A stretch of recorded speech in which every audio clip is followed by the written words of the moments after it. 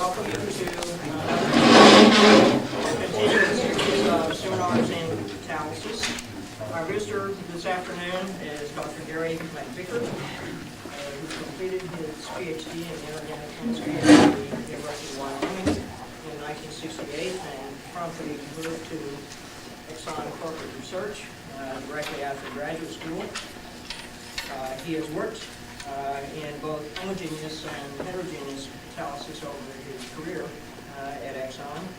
Primary research emphasis has been the areas of catalytic reforming and cracking, lube isomerization, syngas conversions, and catalysis by solid acids. His research couples the synthesis and reaction chemistry of various catalytic materials with modern characterization and modeling techniques. He's very versatile in the sense of having published a number of papers in his fields, and is also the author of about 40 patents over his career at Exxon. His topic this afternoon is the use of model compound reactions to probe the acidity of solid acid catalysts. I'm pleased to welcome you and several of our visitors from the Catalysts and also from the Center for Applied Energy Research over Lexington. Gary, pleased to have you.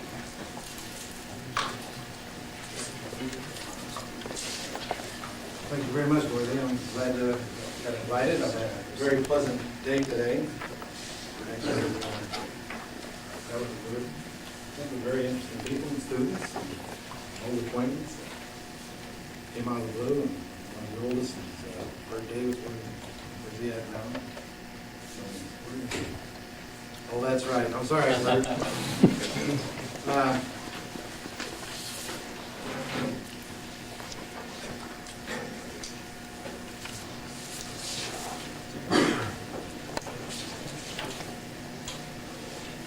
As Dorothy said, I'm going to talk this afternoon about the use of model compounds to look at the acidity of a wide range of solid acid catalysts. Before I get started, I'd just like to acknowledge the help of two main collaborators through the years in this particular topic. One is George Kramer, and the other is John Zemiak. George is a professional in corporate research, and John Zemiak has been my research assistant for about 17 years. We kind of joined at the hip. Very productive fellow.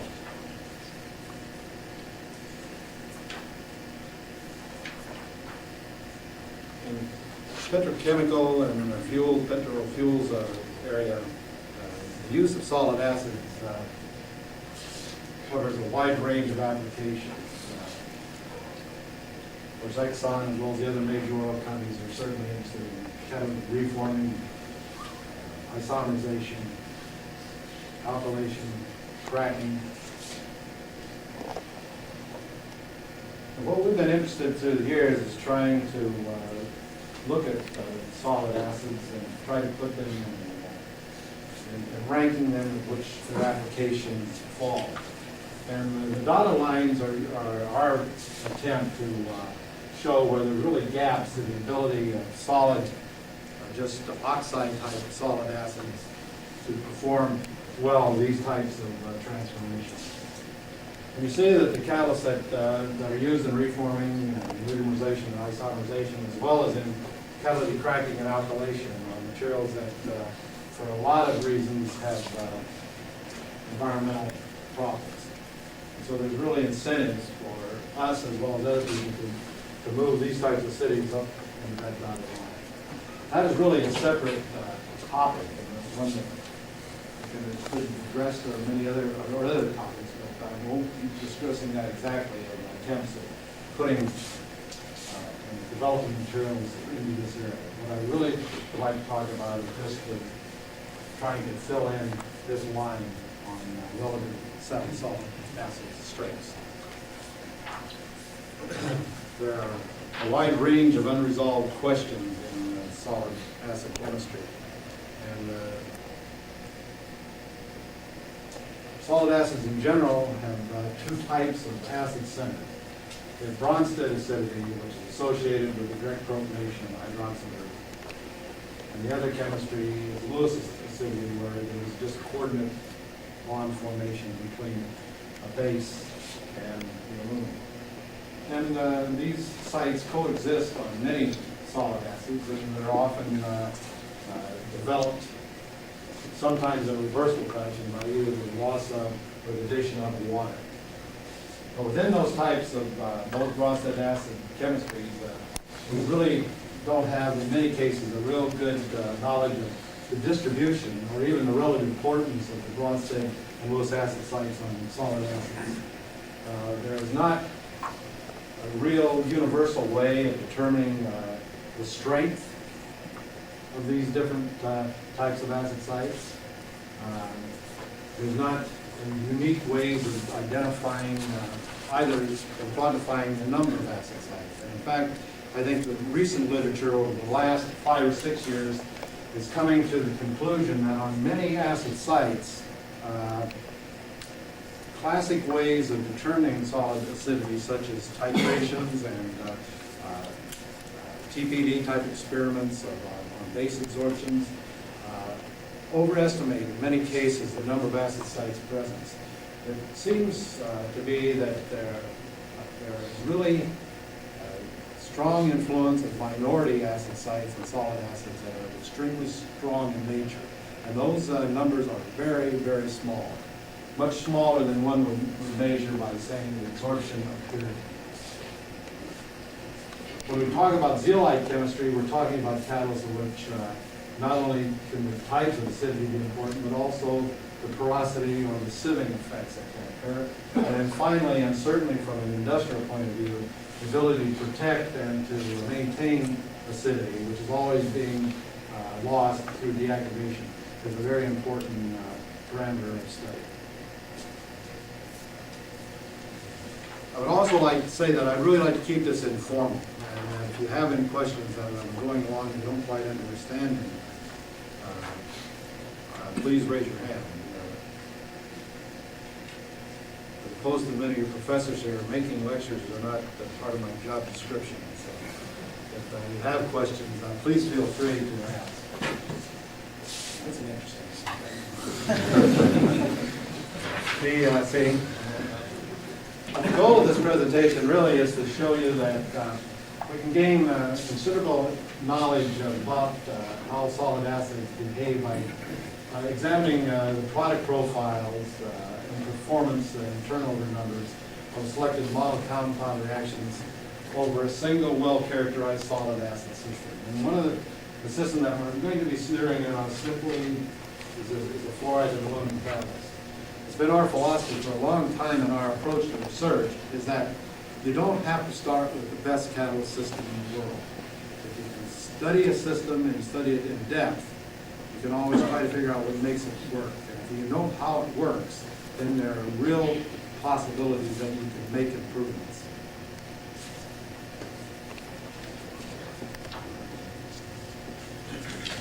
The fluoride aluminum, as well as a lot of other oxidic materials, simply by fluoridation with a freon. And this can be carried out between about 400 to 500 degrees centigrade.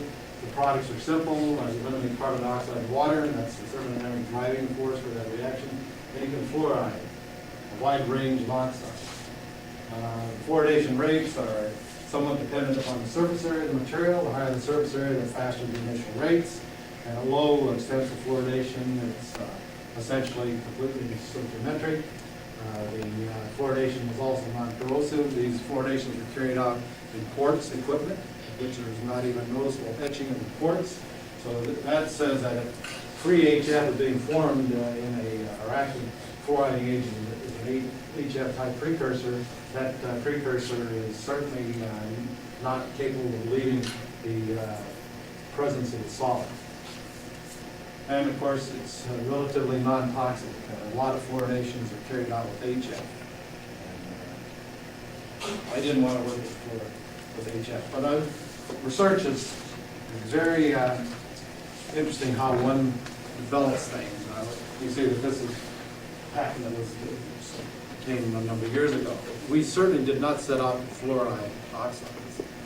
What we set out to do in the early days is that we had platinum setting on an aluminum catalyst, which is a reforming catalyst. And reforming catalysts deactivate the time on stream. And when they deactivate, the main deactivation mechanism is coking. When the catalyst cokes, the coke has to be removed. When it's removed by burning, with a low oxygen content. And when you burn it, you do a good thing, you remove the carbon, but you do a bad thing with the metal, you cause it to agglomerate. And when it agglomerates, you form very large particles of platinum, and this is a very expensive metal, and you want to have full utilization of the platinum. And unless it's highly dispersed, you have poor utilization. So you have to develop techniques of taking these relative boulders of platinum, which are now, rather than being 10 angstrom or less particles, they're now 200 to 500 angstrom particles.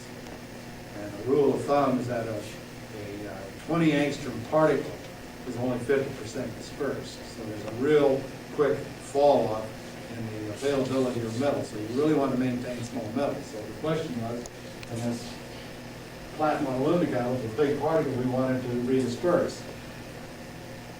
Redispersion agents at that time were chloride-based, but relatively high temperatures were utilized for that transformation, in excess of 550, even up to 600 degrees centigrade for use of chlorine and these catalysts, which causes a lot of problems. So we reckon just looking at the volatility, which we figured played a major role in the movement of some type of platinum chloride across the surface of the aluminum to redisperse it. We reckon that platinum fluorine species having a much higher vapor pressure and a much lower temperature could be moved and redispersed much more readily. Well, I can remember the experiment well. We ran an experiment at maybe around 400 degrees centigrade. In those days, we did a sporty identification of sintered platinum by simply looking at the X-ray diffraction pattern, which when you have 200 angstrom particles of platinum, you could easily see it by X-ray diffraction. But we saw no platinum, but what we saw was this highly crystalline material. And so I resubmitted it because there had to be a mix-up in the samples. I thought we were going in the ASTM barge and everything else, and the pattern came back the same. Turns out that we completely changed the aluminum and the aluminum trifluoride under very mild conditions. So that's how this fluorinating technique came about.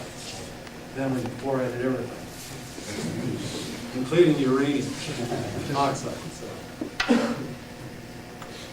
that's what happens.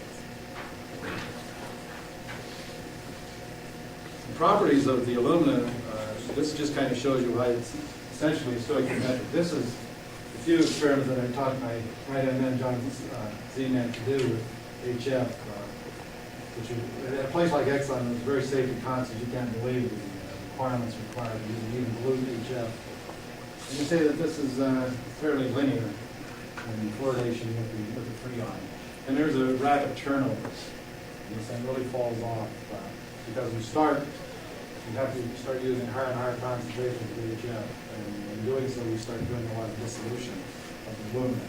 So the titer of the non-fluorine ion is not proportional how much you produce.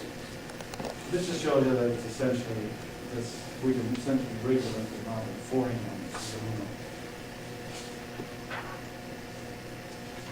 Some of the properties of that aluminum and fluoride is that when you start the fluoride, there's a linear decrease in the surface area. The main reason for that is that we're just filling the pores with aluminum fluoride. So it's three-dimensional crystalline material, and you're just losing surface area. A method of looking at what happens to the acidity of the material is simply do a titration of N-butylamine in the presence of a Hammond indicator. It's H naught at minus 8.2, which are considered to be fairly strong acid sites, showing that there's a rapid loss that parallels the decrease in the surface area. And many solid acids, the titers are really directly proportional to the surface area, so that's not an uncommon observation. This is a very high fluoridation. This is aluminum fluoride out here. Aluminum trifluoride. Most of the catalytic applications of fluoride materials reside in the less than the 5% fluoridation. And in that range, there's not major changes in the titer, nor is there major changes in the PET surface area of the material. So you can, at low levels of fluorine, there's not large losses in those in the surface area.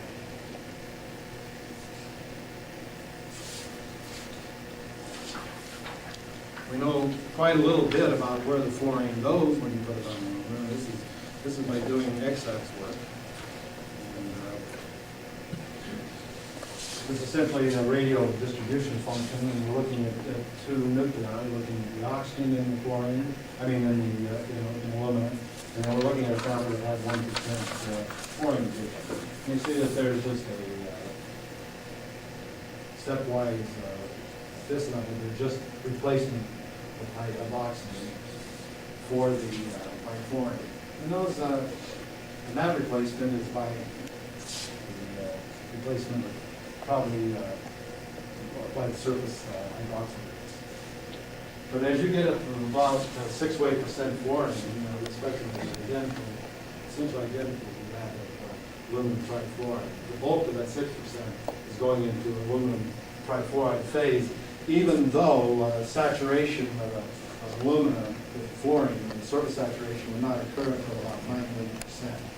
So there is bulk-like aluminum trifluoride being formed at amounts much less than that required to saturate the surface. And that can actually be quantized. If you just plot the amount of the relative amounts of fluorine that goes in as aluminum trifluoride and the weight of fluorine aluminum to the catalyst.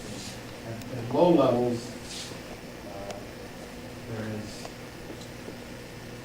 primarily, you get substantial fraction of just doing substitution. But then, even at the 5 to 8%, you're already now starting quite a ways from soaking up. So there's a lot of bulk fluoridation, even at relatively low levels. And we think that the bulk fluoridation does not lead to acidity enhancement. The acidity enhancement arises at very low levels of hydroxyl group substitution by fluorine. And even though the hydroxyl group content is decreasing, and hydroxyl groups are the seat of Bronsted acidity, the residual hydroxyl groups are strengthened because of probably an inductive pull and more electronegative fluorine. That is the hand-waving argument that's been used for 25 to 30 years. And I'm sorry I can't go any farther than the hand-waving, but it seems to be consistent with the observations. Excuse me, at what level do you start seeing the fluoride phase with X-ray? About 7 to 8%, you'll start seeing crystalline. I would not see it at all down in this region here. Only X-axis can differentiate the systems here. Here you can start seeing it, but that's only at the calcining and fairly high temperatures. And the evidence for stronger acidity, do you start seeing that evidence? I'm going to show you a lot of slides on when that acidity starts coming in as a function of fluorine content. I just wanted to give you some idea of what these fluoride solids look like. We know a lot about what happens with fluorine. If you add ammonia to aluminum or purity, and you look at the infrared spectrum, you do not get any indication that alumina is sufficiently acidic to cause a proton transfer to purity or ammonia. If I had 1% fluorine, the alumina then readily protonates the base alumina purity. So there's certainly, by that type of reasoning, there must be some enhancement in the acidity of the material.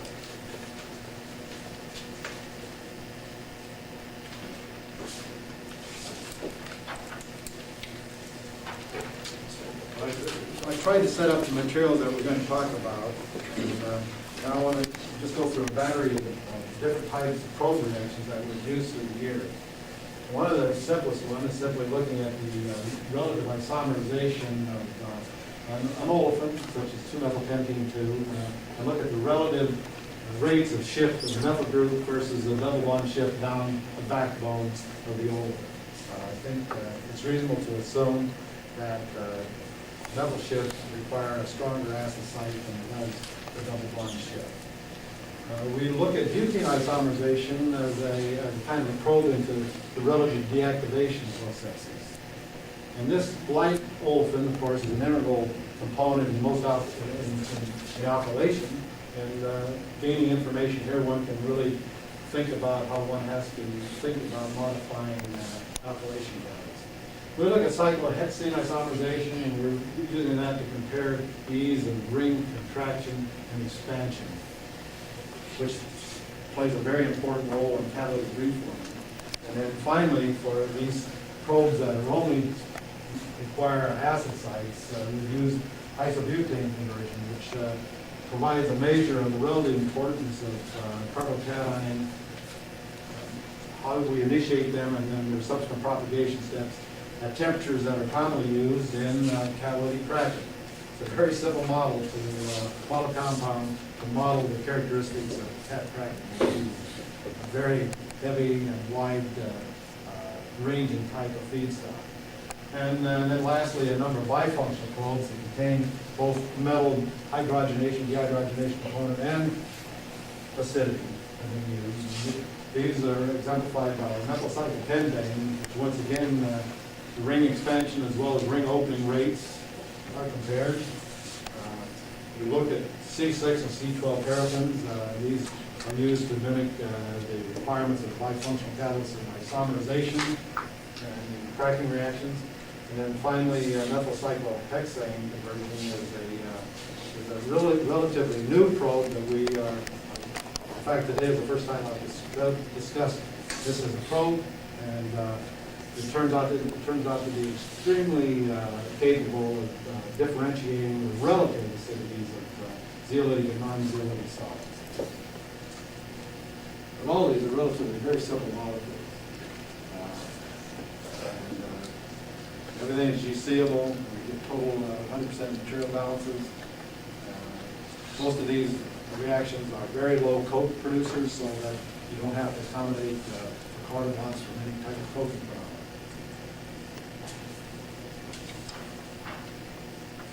If you look at the really kind of favorite reaction of mine that works very well for non-zeolitic solid acids. Zeolites and olefins are not friendly. Olefins on zeolites make a lot of carbon, and make one rising in the color. But for non-zeolitic materials, we've had a lot of luck through the years of balancing the acidity and desired ranges using this very simple probe. And all we're going to do is we're going to transform 2-methylpentane to a reasonable intermediate that we're going to use. The tertiary carbocation, of course, is the most stable, but there's strong probability that secondary cation can form. If that forms, one can move the double bond down the ship, down the chain, forming 4-methylpentane 2, or one can actually move the methyl group to the 3 position, forming 3-methylpentane 2. And if you believe in cyclotropic type intermediates, you can just have the in-situ bond formation across here, cleave here, and that's a route to the 2,3-dimethylbutane 2. And there are 14 other additional isomers, but we can get a lot of information just by considering these 3. And what's interesting about this is that we can get, if we load our reactor with the same weight of material, say a gram of catalyst A and a gram of catalyst B, and I simply look at the rate that catalyst at a given set of reaction conditions can move that methyl group down the chain. Just compare the absolute rates. And if catalyst A performed that rate twice as fast as catalyst B, I think it's reasonable to assume that for that transformation, catalyst A has twice as many sites that are active for that transformation as catalyst B. But that is kind of that doesn't really tell you a lot about the catalyst. That just tells you the number of acid sites on a relative basis. But what this little simple reaction does is that if we ratio the rates of, say, the methyl shift versus the double bond shift down the chain, but that's probably going to take, the higher that ratio, if I'm comparing catalyst A and B again, it probably suggests that there's stronger acidity in A than in B. And Also, for these sites, it's reasonable to assume that this more extensive rearrangement is also dependent upon the stronger acid sites because of probably the longer lifetime required for the target cation. And that usually can be equated. The stability of the target cation is usually equated to the strength of the acid.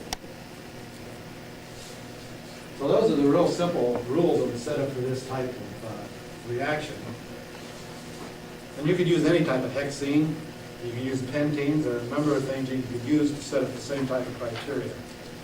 But if we look at what happens just on the effect of halides on alumina, again, for this simple reaction.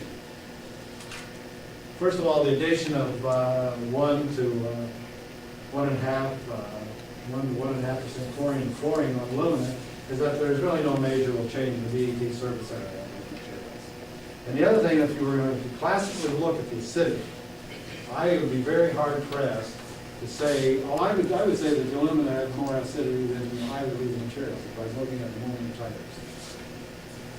But that's not a very large drop. It's extremely low. If I were looking at the 3,5-dimethylpyridine, this is a pyridine that methyl substitution is distant from the nitrogen. So that Venetian people think that you could titrate both Lewis and acid sites at that type of titrate. And those numbers are not very good. If I look at the 2,6-dimethyl pyridine, now this is the pyridine ring, and the nitrogen sitting here, the methyl groups are now in the 2,6 position. And they're really forming a cone and shielding that nitrogen. And the only thing that thing is going to interact with is supposedly, by theory, is a proton. But there's really very insignificant differences in these materials, except for the possible exception of this more highly fluoride material. Yet, if I look at the relative rates of moving that methyl group from the 2 to the 3 position, it covers 2 orders of magnitude. And if I look then at this equilibrium value of that rate ratio, which gives me an indication of the acid strength, I would say that not only is the number of sites capable of the transformation increasing as I add fluorine and fluorine, but the strength of those sites are also increasing. Now, when one is doing these type of catalytic probes, I've written down here the equilibrium value. In fact, that value there could be suspect. In other words, it might be much more acidic than I'm feeling credit for. But I think I could be approaching equilibrium, and I'm really not measuring this thing far enough away from equilibrium to give you a true difference. But it's just indicative that we can really drive these things. And if I would up the temperature this from 250 up to say 275, I can nail that equilibrium. So it drives it pretty easily. Why I wanted to do this is I had an ulterior motive. In our hands, it's been very hard for us to get any rationale in solid acid chemistry when it comes to transforming hydrocarbons, the absorption of bases. I don't see correlations here at all.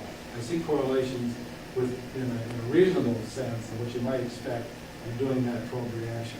The other thing to note is that I purposely ran the acidity measurements by reaction at the same conditions at which I ran, I absorbed the amines at the same temperature at which I ran the catalytic reaction to get away from any type of controversy on the equilibrium lines.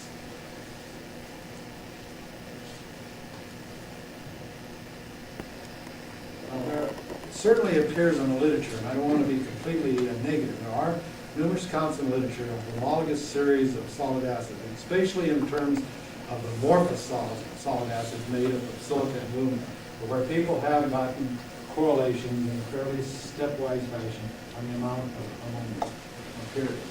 I have not been fortunate enough in the materials I looked at to find those types of sequences. That's why early on in the game I abandoned this approach and went over more for the reaction chemistry. And it was very interesting talking to Dorothy last night, is that her major professor at Texas was actually one of my best friends who was a consultant at Exxon from Texas. His name was Roland Pettit. And my interest actually was piqued by a long conversation with Roland Pettit of why people want to study the absorption of ammonia or pyridine on a solid material and try to relate that to the conversion of a hydrocarbon, of carbon-hydrogen bond cleavage or carbon-carbon bond cleavage. He and I could neither come up with a reason where they're analogous at all. And if you really think about it, there's no reason why there should be any type of one-to-one correspondence. The chemistries are totally different.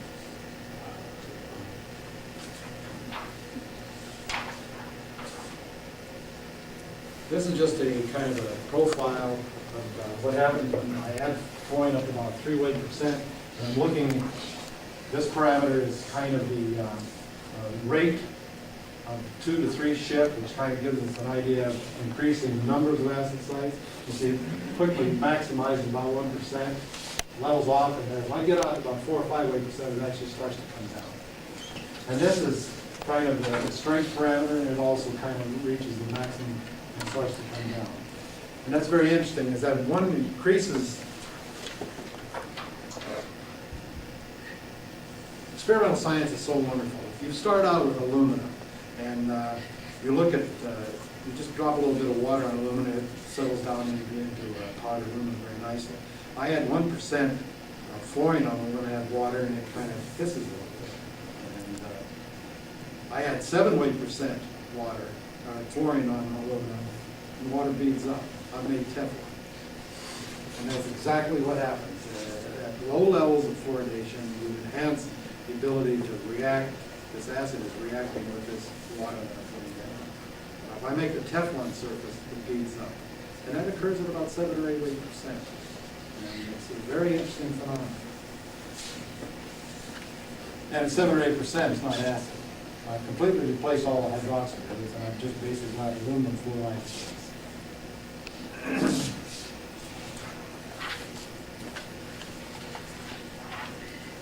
I just threw this in. I think this was a management slide. Management loves pictures, and it may or may not have anything to do with truth, but they love pictures.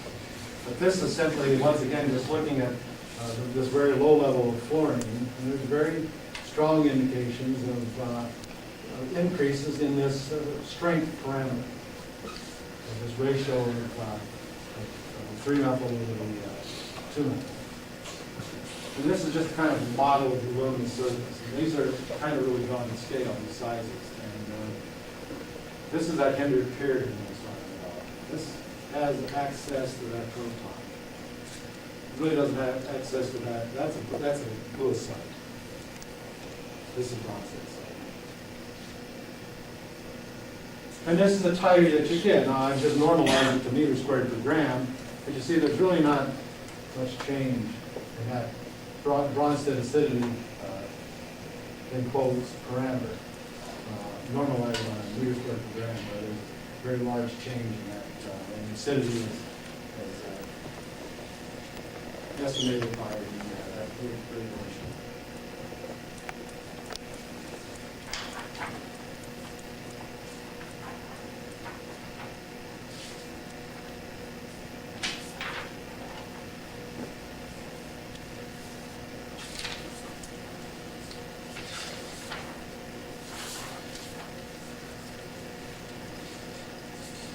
Really a wide number of catalytic reactions that show that, or indicate that about 1 weight percent fluorine is where the acidity of these fluoride of that aluminum is maximum. Here's just another very simple transformation. We're just studying the ring contraction, cyclohexane into the 1, 3, and 4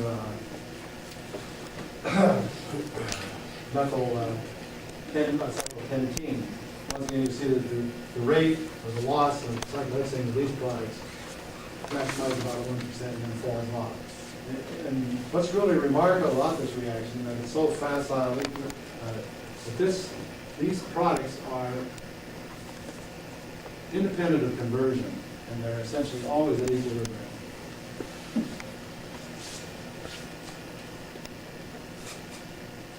A value of 3.5 is the equilibrium value for the ratio of those products at that temperature.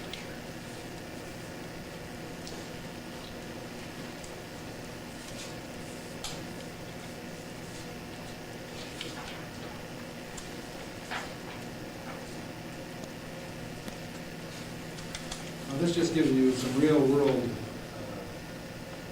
justification for why one wants to understand what this acidity is. This is an important reaction commercially. I want to take Isobutane and I want to make benzene out of it.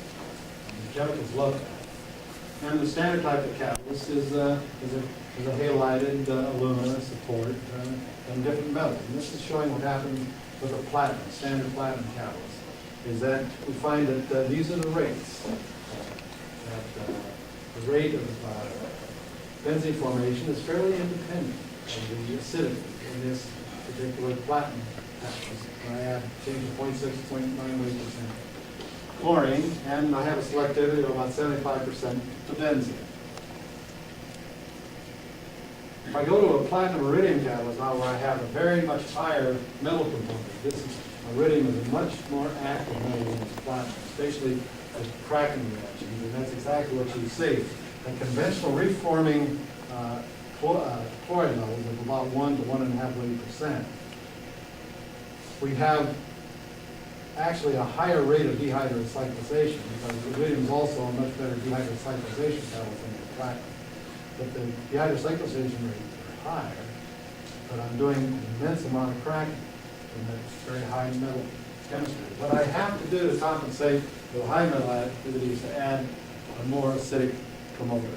And by promoting acidity, even though the overall rates of cracking are substantially higher than that in the platinum catalyst, I'm making the amount of benzene at about a factor of 2 higher. So the overall selectivity is the same, about 77%. But I've got a catalyst that I have to only put half as much of this catalyst in my reactor as that one to make the same amount of benzene in a given time period. So all this slide I tried to illustrate is that if you start monkeying around with the metal, you also got to monkey with the acid because you've got to put things in balance. And these simple probe reactions, the cyclohexene and cyclopentene interconversions, are a nice way to probe balancing that and enhancing that acidity. Because once one gets to this point, it's essentially an irreversible step on the aromatic at the high temperatures that reforming is carried out at. There's very little seepage back this way.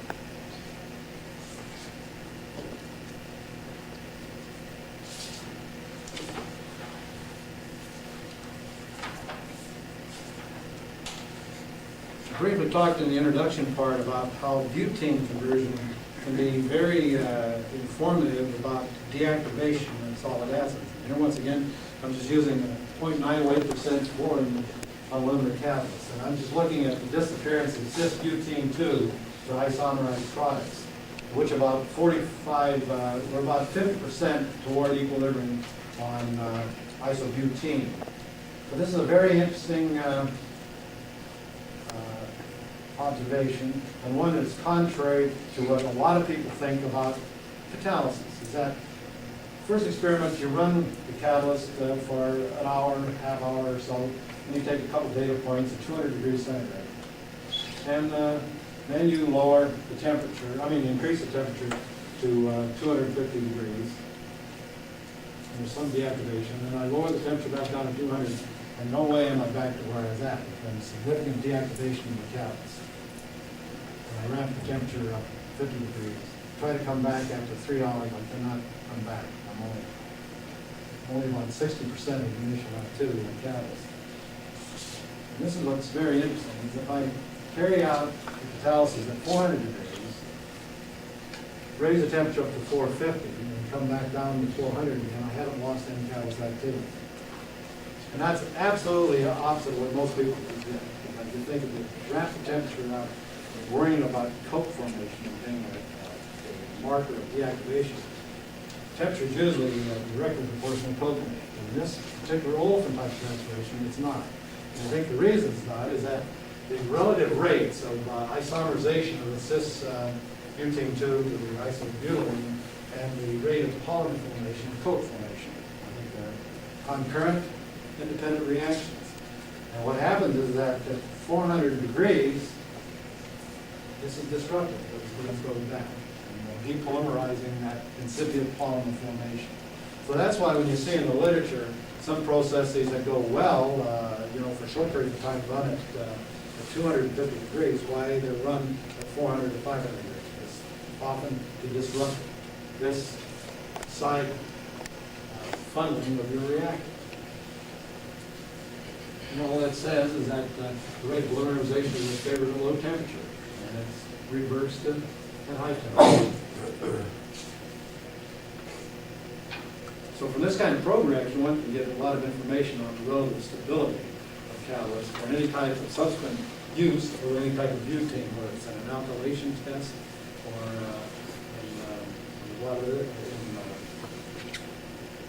reactions with methanol from tertiary butyl ethers and all these different types of products. So one might be interested in taking isobutylene and formation of isobutylene. Another probe reaction that we've also had significant success with in a totally different vein and a totally different temperature regime is the conversion of isobutane, which is the simplest molecule that you can observe isomerization without having to resort to isotope substitution. One can isomerize propane, but you've got to label the carbon. This one you don't have to label. There are two distinct product distributions. We have the primary products, which are formed unimolecularly. And these products occur at relatively low conversions and equal molar distribution. We have isobutylene and hydrogen. And we have propylene and methane. And that occurs by either carbon-hydrogen bond cleavage or carbon-carbon bond cleavage. These primary products, however, are the starting point for carbocation carriers. Both the isobutylene, isobutene, as well as the propylene, can be transformed into carbocations, and they can start doing carbocation-like chemistry.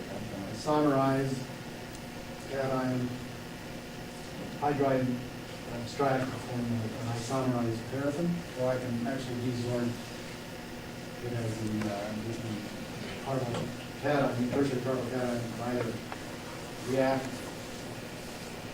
hydrogen transfer form. The other very unique reaction of this, especially when we're talking at temperatures of 400 to 600 degrees centigrade, is that a very major pathway is for the carbocation formed from this olefin reacting with the second molecule of isobutane to form a CH, which then backtrack from isopentane and propylene. And these are in equal molar concentration at low conversions. At high conversions or high reaction temperatures, one starts to have a higher amount of propane relative to isopentane in the product because we start maximizing and doing a lot more unimolecular practice at high temperatures. But there are catalysts that only can perform this type of product distribution. And there are other catalysts that can form all of them. And from just a qualitative sense, we feel that we must increase substantially the acidity to start driving the secondary product formation from expected carbocation chemistry. So once again, just what happens in isobutane conversion over a series of fluoride aluminum catalysts. Once again, we have, and this is the total conversion rate, and we find that the activity maximizes and then about 1% falls off. And this mononormal butane is a very good probe that we are able to do hydride transfer. And hydride transfer requires stronger and stronger acidity. And what we're doing is transferring a hydride from an isobutane molecule back onto a carbocation, a secondary propane carbocation. That is also enhanced as we start increasing the fluorine content. So all the tests that we run are very, come around in a good closed form, maximizing the 1.8% fluorine, and there's a very smooth increase in the apparent strength of the acid fluoride. What's very predictive about this little test is when you compare it to the real world. And this is what quite remarkable. If you're interested in catalytic cracking, the comparison of the chemistries here is quite compelling. If I look at a series of materials, this is just a blank reactor filled with non-reactive mullite beads, which are very low surface area is centered in silica. And this is an amorphous silica aluminum catalyst. This is a fluoride aluminum catalyst, and this is the workhorse of the FCC or catalytic cracking. It's a stabilized phlogisite called ultra-stable water. And you see that the activity of these catalysts is reflected in these temperatures. It's quite different. You get about 10 or 15% conversion. But what's so very interesting is looking at the product distribution. These relatively low acidic materials, either non-acidic thermal blank or these relatively low acidic, these amorphous silica aluminum or fluoride aluminum compared to the phlogisite, basically only give you this type of distribution, where the amount of C1 over C1 to C3 is 0.5. That's exactly what you'd expect from doing that preliminary reaction. The amount of forming of the amount of normal butane over the cracking to light products is essentially non-existent over these amorphous materials. Over the phlogisite, nearly 70% of your product is coming from isomerization. We're getting about 70% of that ratio is isomerization. It's also indicative of hydride transfer, is that very, at most 10% hydride transfer with the fluoride aluminum, and here that ratio is extremely high. And even more compelling is that these materials are net hydrogen producers, whereas in the phlogisite, it maintains the hydrogen ionized butane. That ratio is 2.5 in the hydrogen butane. So it's a very efficient catalyst for catalytic cracking. Anyone that is involved in that type of processing is well aware. But see, if I compare that then with the cracking of very complex like gas oil with an amorphous silica aluminum and a zeolite, I see that as found here with the zeolite, the amount of paraffin is much enhanced when I use a zeolite. The amount of olefin is much diminished. And the amount of naphthenes are much diminished when I go to the zeolite. And the chemistry is remarkably consistent. It's a very simple test reaction. And where you really can use this is when you start talking about when you go into making changes in the cracking catalyst. The cracking catalyst is never just composed of a phlogisite. It's always composed of a matrix component. And that is simply because usually the phlogisite itself is too active. You've got to moderate the activity. But this can show you that there is an influence on the overall performance of the phlogisite by adding other things to it. In the first case, we have a line here in which we have the matrix component of we're adding amorphous silica aluminum to the phlogisite. And what we're doing is we're just the cracking of isobutane is we're starting to decrease the amount of US water. You see that the silica aluminum is essentially no activity at all. But it just follows the phlogisite line. If I would just run varying amounts of phlogisite, it would actually follow on that same line. If I add fluorinated aluminum, which has a little bit higher acidity and a little bit more hydride transfer characteristics to that gas, there's a definite synergism and an improvement in the overall conversion. And more importantly, if I use this parameter as propane to propylene as the hydride transfer acidity measurement, the catalyst is also enhanced in its ability to hydride transfer. Unfortunately, those are the opposite directions that people are interested in cracking and catalytic cracking today. They're really interested in enhancing that ratio, or decreasing that ratio. They like to make propane. It just shows you that you can diagnose very subtle changes in the catalyst with a very subtle tilt reaction.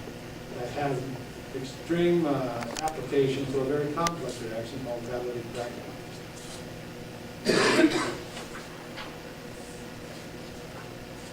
this brings me to my last two slides, and this is actually an area that I mentioned that I had not talked about this before, but it turns out that this is becoming a very interesting probe reaction because it allows us to go across a wide range of solid materials. And probably some industrial people in the lab are going to understand what some of the designations on these materials over here are. But what we're going to look at is just going to transform a methylcyclohexane to the distribution of the ring contracted products. You have methylcyclopentane, and then you have the dimethylcyclopentane. And we're going to run conditions at 400 degrees, and each one of these materials is containing platinum. So we have a platinum ore plate, and so we have a metal. This is a bifunctional catalyst. And what's very interesting is that if one comes across this Arrhenius plot, and what we're plotting here is just the log of the total rates of contraction of all of these products. And what if we just come across a common temperature? We have to do some extrapolation, especially with this very low acidity aluminum. But there is about 6 decades different, I mean, about 6,000-fold difference in the rate over this aluminum catalyst and over this very acidic LZ-YE2, which is just kind of a standard ultra-stable light catalyst. But the types of correlations are really quite interesting. An LZ-Y82 catalyst has a framework silica-aluminum ratio of about 5. But these CBV780s are also ultra-stable Y-type materials, but they've been de-illuminated to a much higher level. And the silica-aluminum ratio in this material is about 30. And you see by taking the aluminum, which is kind of the center of the acidity in the zeolite, out, there's been a very large decrease in the acidity of that material. This is this material right here is this catalyst here, which is a Z714A, which is thought to contain both platinum and palladium. Is a catalyst in which the acidity of the phlogisite or the ultra-stable Y has been cut back by the addition of alkali and alkaline metals. And you really can see that you take a real acidity hit by adding basic metals like calcium.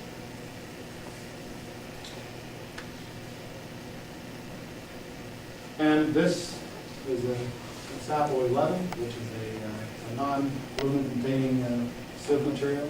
And its acidity is right in the same range of this base modified, these base modified materials, as well as amorphous silica aluminum, which is that Da1, actually some more silicon aluminum. And then by far the weakest acidity material is aluminum. And it's hard for me to keep mixing up what I'm trying to say. This tells you that the number of sites on these materials, because here we're just looking at the rate of all this transformation. The number of sites on this aluminum is about 6,000-fold lower than it is on that material.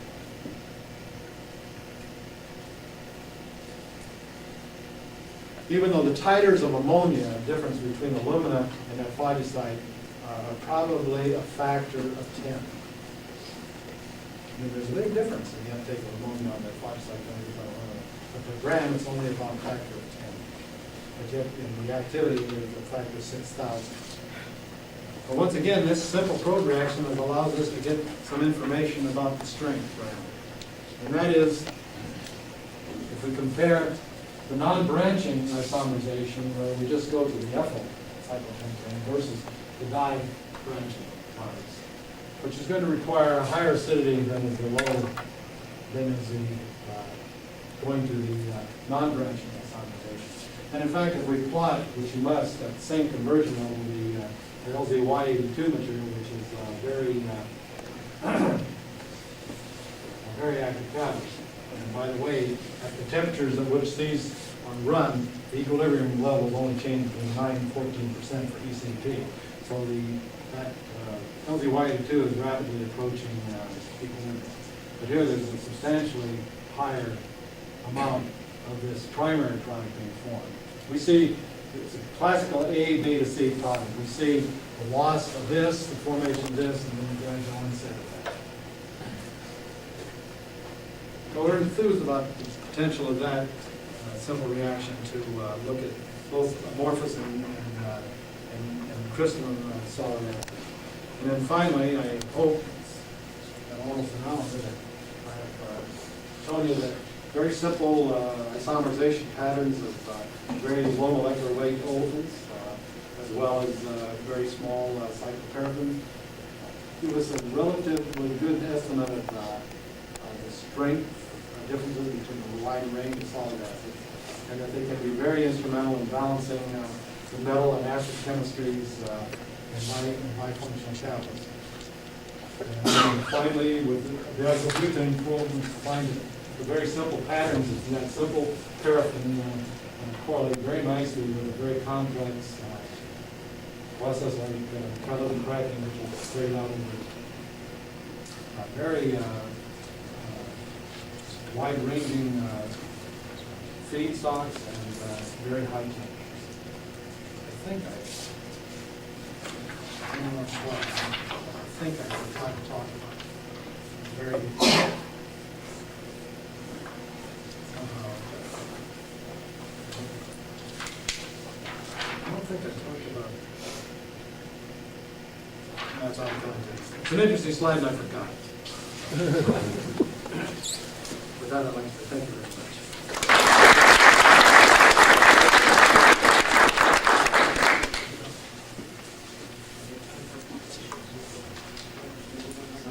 Yes. How would you then define that strength? I can see the number, and you call that 650. But then the strength, would that be easy somehow to be a dimensional expression? Absolutely. Can I see all those lines parallel? Or are they? Absolutely. And that's why we can use it. It's a common activation energy. It tells you that it's going through the pump in a very common intermediate. Those activation energies are 32 kilocalories per mole. I forget to tell a lot of things. Yeah, that activation is exactly. And that is exactly what Mobil has made haste through the years. And they have used hexane cracking as a diagnostic for their cracking catalyst. And they assume that all activations are the same, and then they can put them on a relative basis. I could have actually calculated off the Arrhenius and put the numbers down. I've done that. Only because the activation energies are the same, or within 1 or 2 kilocalories per mole. I have a question to one of the last slides. I think the second last slide, where you compare the Radial like this sample material. With the sample.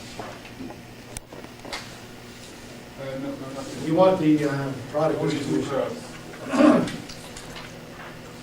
This one. Right, yes. Did you take into account that sample 11 has a completely different probe comparing to the Radiolite that 11 is a medium Radiolite? Oh, not at all. So the shape selectivity Has not been taken into okay. consideration. It could be. Absolutely, absolutely. But if you are interested in making a there are a lot of things, if you want to let your mind expand, where you might want to maximize non-branching, Right. which unfortunately I can't get into. There's always ulterior methods, agendas behind us sneaky industrial type vehicles. There is some probably interest in that distribution.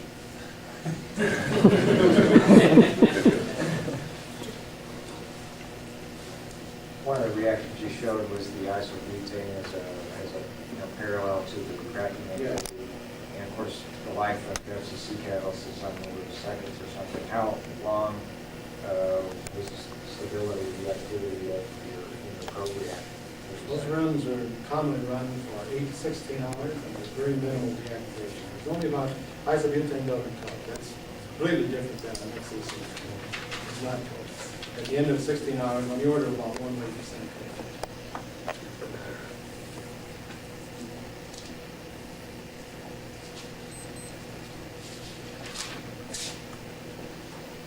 On this MCH ring contract correction, how clean is that? You didn't see any code at all? Except with the 100% Well, mass balance? the MCA, the last reaction I talked about, Right. was run in the presence of a metal, so the coking is very minimal, as the metal cleans things up. And it's run at very moderate temperatures, when we run at 275 degrees.